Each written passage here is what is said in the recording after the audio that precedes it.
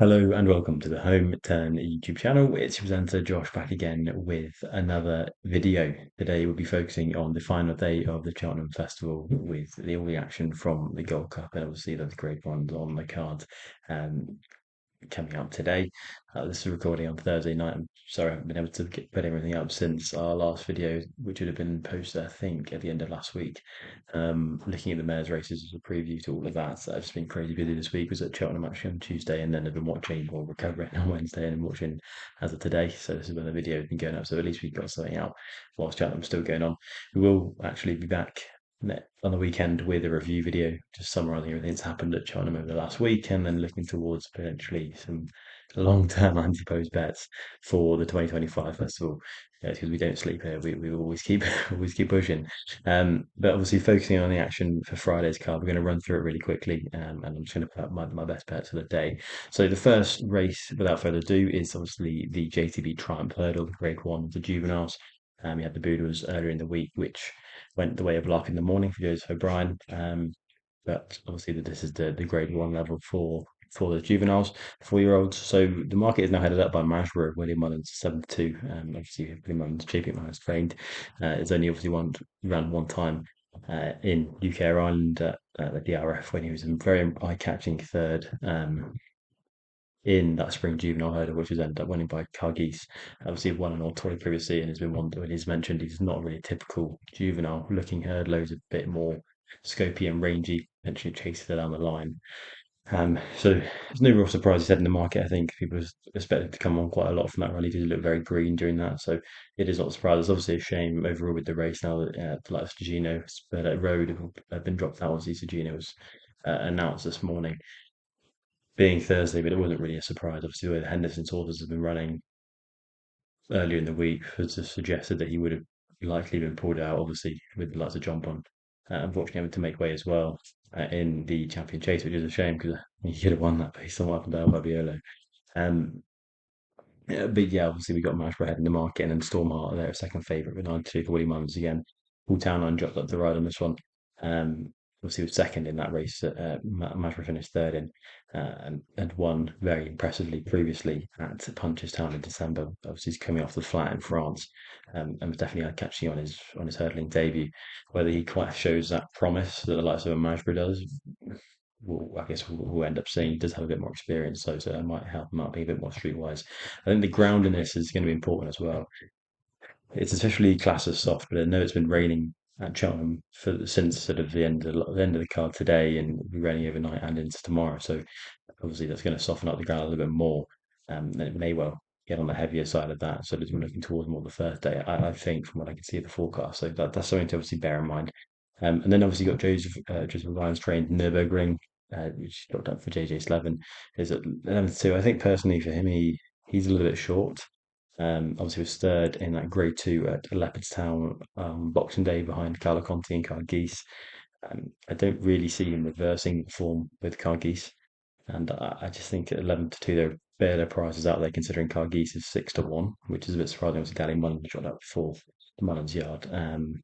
Obviously had won at the DRF very impressively and had come on considerably from that run on Boxing Day, and has won on Auteuil as well, and has won on very soft ground and heavy ground at Auteuil being in France, and then has won on soft ground at Leopardstown as well at the DRF. So she's definitely one to note. And then obviously we had the one of our anti-post ones to watch, which was Bunting, is that they're at 10-1, and then last Salver on Monday at 10-1 as well. One of our tips is still running in this. It's Salver, our anti-post tip, is 16-1 for this. And I actually, whether the Haydock run ruined our chances with the Boodles, I'm not sure. It's coming 27 days after this. It's pretty quick turnaround time, but it was a very easy race. He did it very comfortably at Haydock on heavy ground.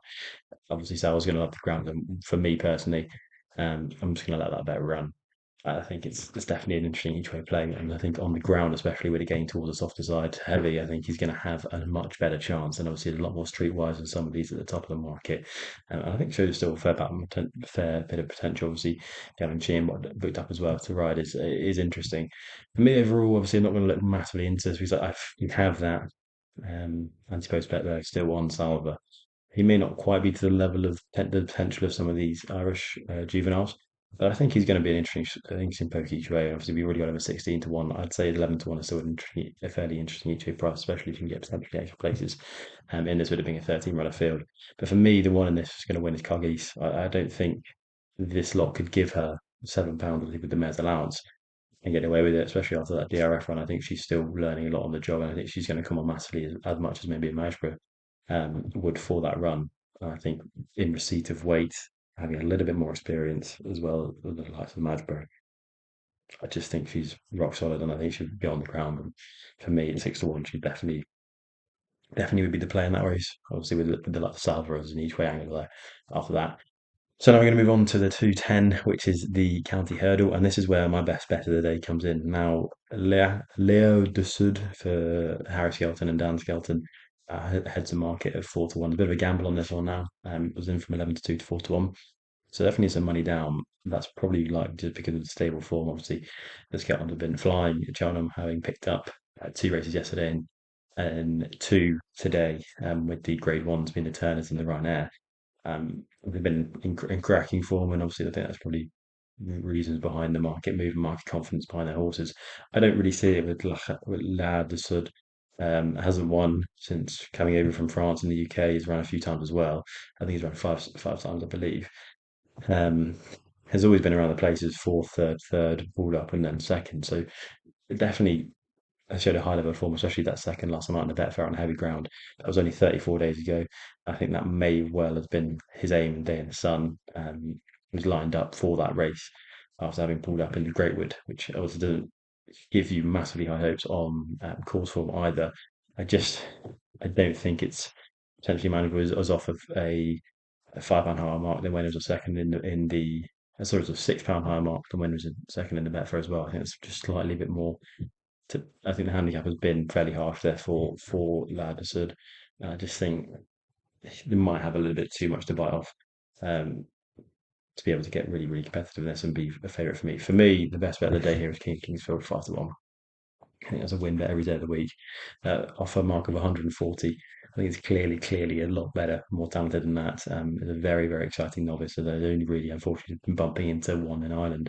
It's been holding him back, and that being Slate Steel, and then obviously Valley Burn, who have massively franked that form, having won the Supreme, and then see the Ballymore or the Being or the Gallagher or whatever you want to call it a race. His form has been massively franked. Obviously, was third in the DRF race at Ballyburn, won over 2 miles in the Derby Sale Novices Hurdle. And to beat Hepsad that day by another 3.5 lengths, I think uh, he's just rock solid in this, and I really, really like him. I think his race is going to be round to suit. I think he will be there in time as well as obviously coming out with the point scheme, running a 3 mile point when he first he's won a 3 mile point, should I say? So I think he's definitely got the stamina to stay on. And with the county hurdle, it's going to be ran at a very fast pace, and I think he's just going to be one that's coming off the pace to win it at the end of the hill. I think he's going to stay massively strongly, and I just think he's a great animal in a handicap. And I'm really, really keen on him. Obviously, as I said, has that really good form behind Slatesteel and Ballyburn at the DRF. Beat Mirzal West by 6 lengths at Leopard Town on Boxing Day, and then was second behind Farron Glory in a Grade One Diverall Bond. So it's not really thrown up any winners that race, but I think Farron Glory could also probably would have won the Tolworth age, really not fallen. So I wouldn't say that's any kind of bad form. And as I said, it's definitely just going to have the speed. It has a speed to get himself into the race, but then has a stamina as well at the end, that being a 3 mile point winner to definitely kick on. I really think he's a massive bet in this. Um, as I said, if you look to rounds the rest of the kind of pack in this, you get lots of Absurd who, for Willie Mullins, I just think is going to want not enjoy the ground and being soft and heavy. Um, is a flat horse. Obviously, won the Ebor, has run in the Melbourne Cup. I just don't think he's going to really relish that ground. Favois got for £11 higher mark than when he last time, so I don't think he'd really be in the squeak. And then Pipo's fairly flat in the market. I just again would want better ground than this. I'm not massively keen on lots of Scottish coming back over from Chasey. So I just think really rock solid. Better the day is King of Kings with definitely my nap at 5 to 1 for the win. And hopefully that will kick our Friday off very nicely as we roll into the Albert Bartlett. Now we've got the head in the market there is reading Tommy wrong for Willie Mullins at 2 to 1. Gidley Park's been gambled in actually from 13 to 2 to 5 to 1 in second favourite now. Dancing City's out to 8 to 1. Captain Tegan 17 to 2 as well has been gambled in definitely, and Lecky Watson's had some money behind him, 14s into 11s. And I think so far the main market move has been Henry de Exchange Chigorin. He's coming from 18s to 12s. And the big drifter has been High Class Hero, who's out from 15 to 2 to 12 to 1. Now, this is a really tough race. I think if you look at the rights of reading Tommy Wrong, probably the class angle in this, obviously having won the Lawless and Nace last time out in January when he beat, obviously, subsequently placed in the Supreme Firefox, beat Lecky Watson that day, and obviously Atlantic, who kind of flattered to deceive a little bit in the Ballymore, but it's still a very strong level of form into this. So you have a 2 mile four. It's coming up with a 3 mile point where he was second actually that day. The only question mark is whether he stays. I'm not 100% told he does. He's very raw and experienced as well. He's only had four races under the rules, so only been his fifth race under the rules. Whether he stays or not, I guess we'll see on the day. Whether I'd have a lot of money on or any kind of money on him at 2 to 1, I don't think the price is there with that question still over his head. And I just think for me, it's one to leave alone. I mean, Gidley Park's obviously very raw and inexperienced and very green last time out of Cheltenham, but has Cheltenham form. Looks a 3 miler every single day, but again, has to step up and prove it. I think he will. I just don't necessarily know if he's going to be streetwise enough to win this. And I've got like Dart City again is fairly unexposed, but did well at the DRF. But then that form's a little bit windy behind, obviously with the poor performance of Predator Gold and the Ballymore. So it's a very much open race. I wouldn't be having for me personally anything coming out of that Shadow Hurdle. Captain Teague, and then I really like the Jukebox Man, but I just think that Shadow Hurdle was a slog. I think it really you could see it affected look away in the bet fair. It affected the one that's in this as well, Johnny Who in his race in Cheltenham as well. I just think it just took an edge off them for the season, and I just think it's such a slog of a race that I wouldn't just couldn't be having any of them here, especially coming off the back of that, even though they've had a very long break. As I said, it's a difficult one, and I think really I'm kind of looking down at the market because typically speaking, this is a race that is won by a bigger price horse. Um, and for me, I think the interesting one here is Stellar Story, 30 to 1, for Gigginstown, Gordon Elliott and Jack Kennedy. Obviously not in amazing form, a lot of secondizers, but at this place each way, we'd be laughing anyway. Um, Obviously, it has been a little bit disappointing, you'd have to say, at the hurdles, considering his bumper form. Obviously, really, really impressive when he beat Il Atlantique in a bumper that day at Nace. Did that really well to stay on. Very looks to be a stout stay from the word kind of go. Obviously, won his maiden hurdle on softer heavy ground at Navan. We beat Largy Hill. Willie Mullins did that well by 4 lengths, and then this is where the wheels started to fall off a little bit. It was third behind Slade Steele and Lecky Watson was fairly close up, but third behind them in that Grade Two at Navan. And then it just kind of went a little bit pear shaped. Obviously, he was second to Lachlan, ran a good race at Limerick in that Grade Two again. But I just think that DRF was not really his day at the office. I think, yeah, Claudia Ellis weren't performing great at that time either. He was fourth or sixth in that race at Darling City. I think he's just interesting because he is fairly experienced. He's ran a fair few times this season. I think he's definitely going to stay and will like the ground. And obviously, clearly, he's the top of the Gordon Elliott string. Even though he hasn't had a massive one after Crick Bart's been dropped out of this to Jack Kennedy's book to ride. I just think that 33 one's a little bit overpriced for me, and I could just see him running a fairly big race. Um, with him being so streetwise, with him definitely being a stayer and definitely going to like the ground. I just think at 33 to 1, you could play him each way, and he'd just be my bet for that race. I'd just struggle to back being Tommy Wrong at a very short price, and then everything else was just a little bit too short for me at the top of the market. So I just think Stellar Story at 33 to 1 could be an interesting each way pick for the Albert Bartlett. And then we're going to move on to the big race of the day, which is the Gold Cup. Now it's Galopin Des Champs looking to bring up the two-timer done last by obviously album photo for Willie Mullins. It's not an easy feat to achieve, and he is 11 to 10 to do it. Now, based on all form we have in front of us in all form this season, he should. Um, he he won very convincingly last two times out. Obviously, it was electric at Leopardstown in that Grade One Savills chase when he beat Jerry Colon by half the track, but actually 23 lengths, and then obviously came out in the DRF and won the Irish World Cup against Fast and Slow, 1.5 lengths. So he was very, very impressive both those days. Less so on the last time. Obviously, it's hard to replicate that that run. Obviously, the name escaped me in the Savills chase. He was mightily impressive, but uh, I think again he's going to be very difficult to beat. It's just whether 11 to 10 really you fancy backing. For me personally, I don't. I think Fast Slow will run a big race. So he has form at Cheltenham, having run in the Ultima.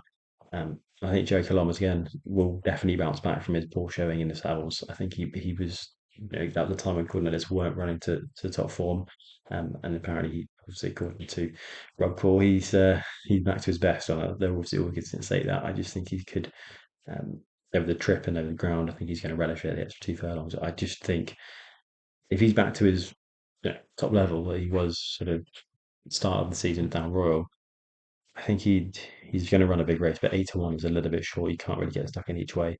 For me personally, I would just be. I think the market's overlooking Bravemansgame. It's ridiculous that Carrot Rambler is 14 to 1 and Bravemansgame is 16s. Now I know Bravemansgame is not going to like the ground, but he will be drilled through his life for this. Carrot Rambler may not. I just don't think has the class compared to like the likes of Bravemansgame. He was a grade one, a bona fide grade one winner, whereas Carrot Rambler obviously has won big handicaps, obviously like the Ultimate National, but I just don't think he's at that level. I really think it's 16 to 1 each way. Bravemansgame will run a massive race with all Nichols and Harry Cup, and this is really his last hurrah at the Gold Cup. This is going to be throwing a kitchen sink and more at it. I think he's going to be drilled to the minute. He's obviously had a very long break since he ran in King George. Now he looked to be almost towards the best of his abilities that day, coming back towards it since obviously he ran the Gold Cup. He's had form over the course and distance. And I just think people are overlooking him, and I think 16 to 1 is a massive price for obviously a previous King George winner placed in this race last year.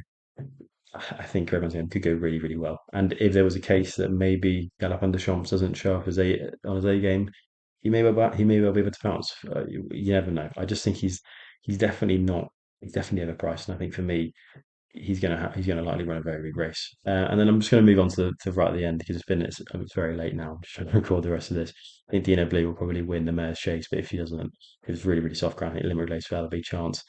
Fox Hunters, I have literally no idea. I'm not even going to try and throw a dart at this because there's no point in me even trying to say anything. But I do think, obviously, I mentioned Waterford Whispers in the handicap videos at a very big price instead of 25 to 1. It's now into 7 to 2 joint favourite with Quai de Bourbon. I do think Quai de Bourbon's an interesting shout and could well be a graded animal in the future. And obviously, we'll have Michael O'Sullivan on his back, so that's always a big plus. Um, but for me, it's hard to get away from him. It wouldn't be a massive tip. It's just one I'd be wary. I think Quay de Bourbon could well be a graded horse. He could be that one grade one horse that's going to come out of the race. Whereas Waterford Whisper, I'm not 100% sure is to that level. But for me, that'd be where I'd be thinking a little bit of a plot job coming over from France. Obviously, he's won twice on heavy and soft ground in Ireland. I just think he's going to be a mark of 140 again. I think he's going to be very, very much in with a big shout. So for me, I'm going to run through again. Bet of the day in the county hurdle is King of Kingsfield at 5 to 1. He's a nap. And then each way I'm going to play Stellar Story at 3 to 1. I think he's too big in the Albert Bartlett each way. And then Bravemansgame in the Gold Cup each way 16 to 1 to a big shout. And then obviously Quay de Bourbon at 7 to 2. It's not a massive run through everything of the last race, but I just wanted to get something out for you guys. For the big day on Friday at Cheltenham, and as I said, we'll be back hopefully over the weekend with a recap video of the Cheltenham Festival. So I appreciate everyone's time watching. Have a great Friday and hope it's profitable for everyone. I'll catch you later on. Bye.